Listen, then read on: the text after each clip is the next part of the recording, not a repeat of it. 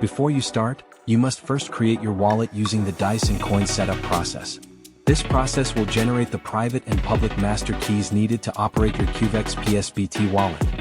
After creating a new wallet on the Cuvex device, open the Cuvex app on your phone.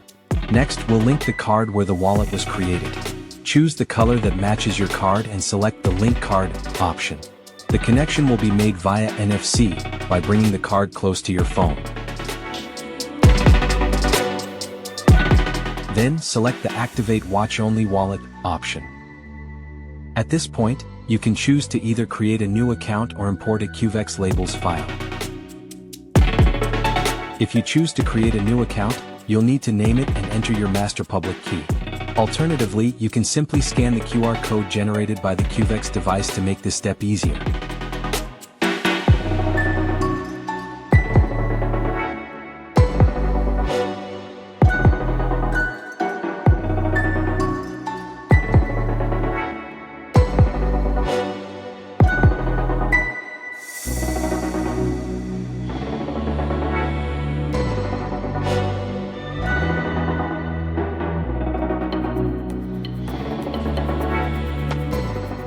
Done.